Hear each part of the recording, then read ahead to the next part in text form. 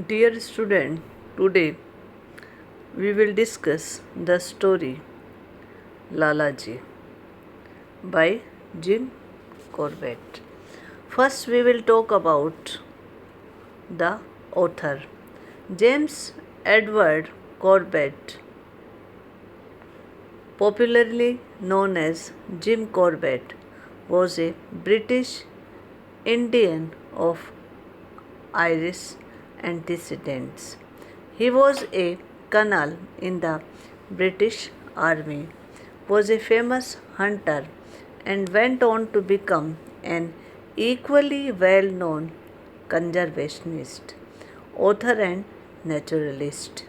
He was born in the lush green district of Nainital in the Kumaon division of Uttarakhand, which is why he could explore the wilderness that exists around him right from his childhood days.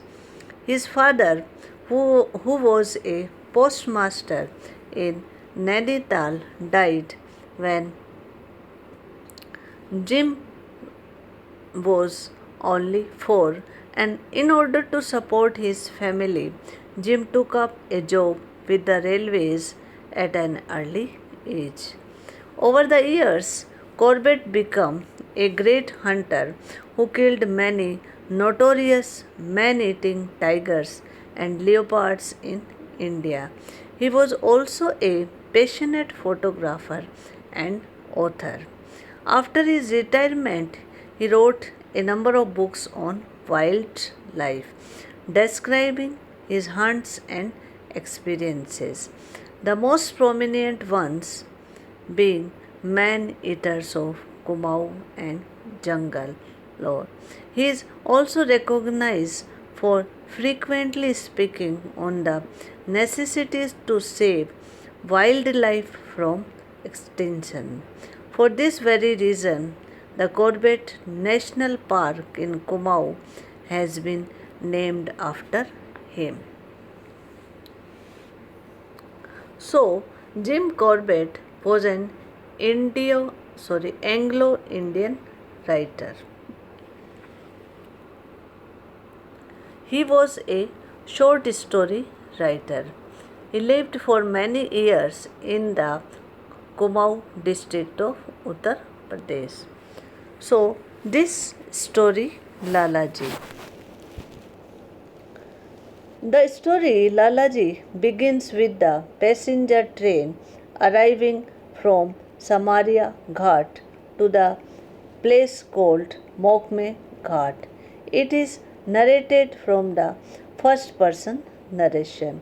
The narrator notices a man getting down from the broad gauge passenger train. Man's appearance that man's appearance is given in detail. He is very thin, his eyes have sunk deep into their sockets. He wears only patched clothes. He had been white long ago. He carries a small bundle of which is tied up with colored handkerchief.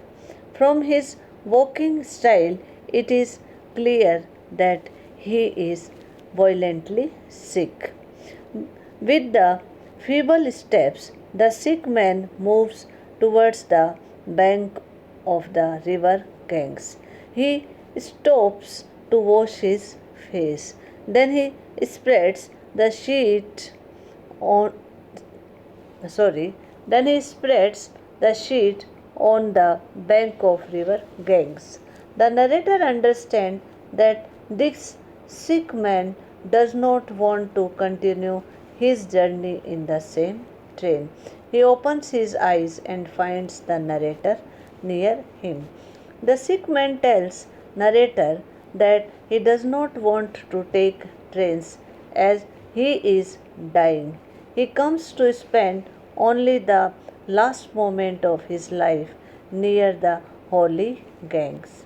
He is aware of his health condition. The narrator too realizes that cholera, which is an epidemic in all areas, in this summer season, the sick man might have affected by cholera.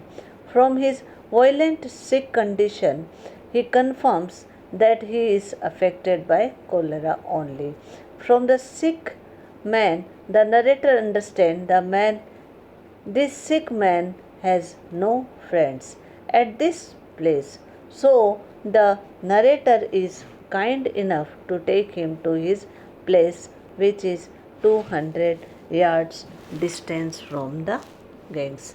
In those days, before the electric fans were invented, people used to pankhas in their houses, which kept moving by pulling a cord through a pulley. The coolie has to keep pulling up the cord to circulate the air in the rooms. He has employed many pankhas coolies in his house. He has given separate houses to make them stay near his house. That pankha coolie's house is vacant now. So he brings this sick man to his house. The house is detached from the servants' quarters. The servants do not like to live near the cholera affected person as it is epidemic. They also may become fatalists. So he is left to stay in the Pankha Kuli's house, which is far from the servants' quarters. The narrator had been at Mokmeghat for 10 years. He has given enough employment to the large labor force. They lived near him or near his house. The narrator has been many cholera affected persons in his stay of 10 years. On seeing their pitiable condition, the narrator feels that if ever he gets his foul disease, he wishes a good Samaritan, a kind person. That means he does not want to live with that disease. He can better die than endure suffering from cholera.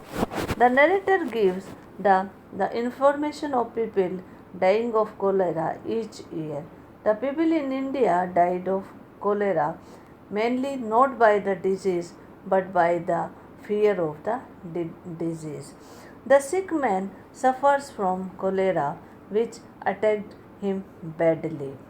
The narrator believes that his faith and treatment alone can make him survive.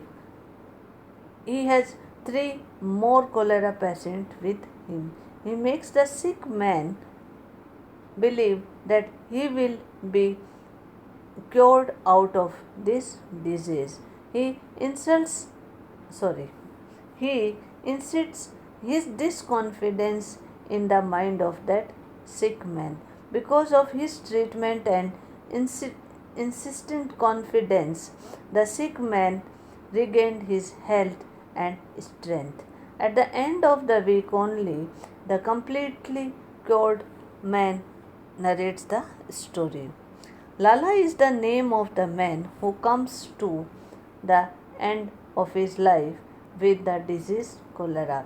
He was doing a flourishing grain business. He made the stranger as his partner, and after few years of successful business life, this strange partner deserted him. On this return from the long journey, Lala found his shop empty and his partner gone. Lala did not expect this critical condition. He could not spend money he has only for his personal debts. He has no credit with him. His wife died after the partner robbed him. He worked under the merchant with whom he had traded. For 10 years, he worked as a man earning 7 rupees a month. Lalaji stays Lalaji stays with him for nearly a month. Then he requests him to give permission to continue his journey to Gaya. He wishes to find other employment. When the narrator asks him to be a merchant again, the narrator replies that he wishes to be a merchant but he needs 500 rupees for that. When the narrator hands him over the 500 rupees, he was tongue tied. He keeps glancing his notes under the bell of the train rang. He promises within he promises within 1 year your slave will return you this money. To Lalaji, the narrator has given the great part of his savings. He believed that poor people in India will not forget the kindness. One day he noticed that a man, pure white clothes, standing in his veranda to meet him. He fails to recognize until he speaks. It was Lalaji who comes as he set time limit for himself. He narrates his trading transactions by sitting on the floor beside this chair. Lalaji was gradually makes a progress in his business. His son studied in good school. He marries again, now with the daughter of the rich merchant of Patna. Within 12 months' time, everything changed in his life. He returns his 500 rupees along with the interest. But the narrator refuses to accept the interest, saying it was not our custom to accept interest from friends. Before leaving from this place, Lalaji tells him of his willingness to help him at the time of misery, as he has heard the narrator was reduced to one chapati and a little dal once in his life. He says, if such a time should ever come in your life, your slave will place all that he has at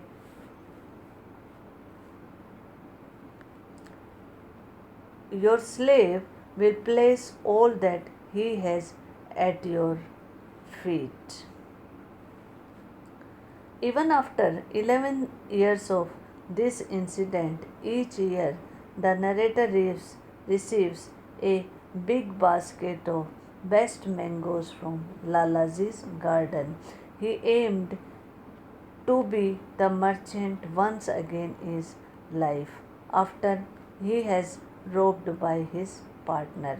As he returned to this position, he shows his gratitude to the narrator each year, reminding of the kindness and helping nature. So, this is the story of the Lalaji by Jim Corbett.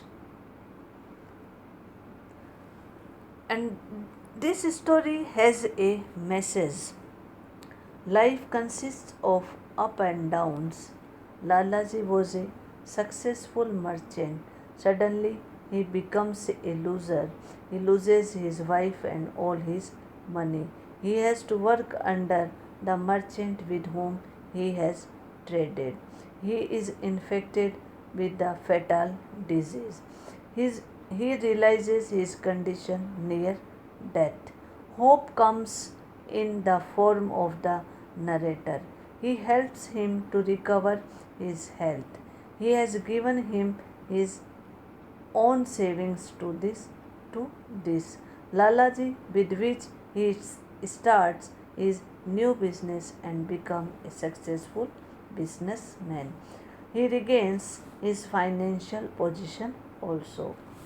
One should, so this is the message, that one should not lose hope even when one faces misfortunes